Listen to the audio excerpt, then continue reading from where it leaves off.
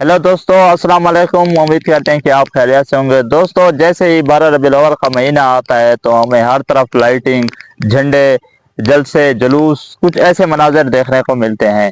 तो आज इसी टॉपिक पर हम बात करने वाले हैं। खास कर जो आज मेरी वीडियो का टॉपिक है वो उलमाए दीन से कुछ सवालात जवाबात करने हैं, उनसे उन पर मैं कुछ सवाल करने वाला हूँ। वैसे मेरी कोई इतनी हैसियत नहीं है कि मैं उलमाए दीन पर सवाल करूँ, लेकिन आपको दुनिया का हर कानून और हर मज़हब ये इजाज़त देता है कि आप किसी पर भी सवाल कर सकते हैं। आगे वाला अगर सच्चा होगा, उस सच की बुनियाद पर होगा, तो वो आपका जवाब ज़रूर ही देगा।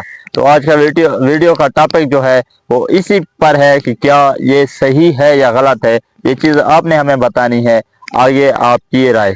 अगस्त को सारा चूर मोटरसाइकिल दी सलंसरी कढे थी क्या निकी जी झंडी ला दे आप पुल चनाब देते मोटरसाइकिल भजे सी इडू ई पक पक करे थी इडू ई पक पक करे थी। शाम को अस्पताल गया बदी वो मरो आज 14 अगस्त को क्या थे जड़ी चले दा बताइए एक्सीडेंट थे हुन पाकिस्तान आजाद थी गए।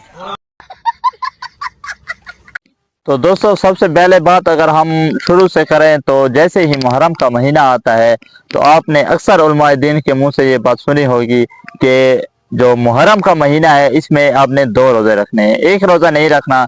क्योंकि एक रोज़ा रखने से हमारी जो है इसका जो बनी इसराइल वाले थे उन्होंने फिरौन से जान छूटने पर एक रोज़ा रखा था, मतलब कि उन्होंने शुक्र अदा किया था। तो उनसे हमारी जो है शमूलियत ना हो जाए उनके साथ, इसलिए उन्होंने एक रखा था, हमें 2 रखने का हुक्म दिया गया है, या हमारे उलमाए दीन ऐसा कुछ बयान करते हैं या फतवा देते हैं। तो मेरा यही सवाल आज है उन्हीं उलमाए दीन पर, क्योंकि बनी इसराइल की जो कौम थी मैं उन्हें थोड़ा कम मतलब कि वो मानता हूँ गुनहगार। उनका जो सरदार था फिरौन, उनको ज़्यादा बुरा मानता हूँ या ज़्यादा गुनहगार।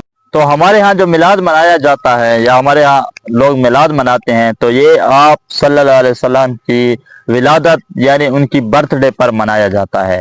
तो अगर इस हिसाब से देखा जाए तो सबसे पहला बर्थडे किसने मनाया था, शायद ये आप लोगों को ये बात पता नहीं होगी, लेकिन मैं आपको बताता चलूँ कि सबसे पहला बर्थडे मनाया गया था फिरौन ने। जो फिरौन ने मनाया था वो उसने अपने बर्थडे पर भी नहीं मनाया था।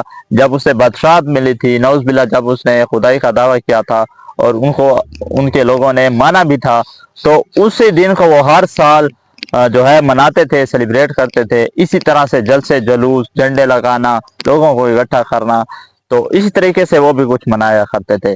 तो फिर ये चीज़ चलती चलती जैसे मतलब कि फिरौन ख़त्म हो गया, उसकी कौम ख़त्म हो गई, उसके बाद फिर यूनानी लोग आए, तो उन्होंने अपने बर्थडे सेलिब्रेट करने लगे इसी तरीके से। तो ये रस्म चलती चलती चलती आज तक आ चुकी है हमारे पास। कुछ लोग हैप्पी बर्थडे मनाते हैं तो उन्हें ये भी पता नहीं कि हैप्पी बर्थडे पहले किसने मनाया था और हमें मनाना चाहिए या ये नहीं मनाना चाहिए।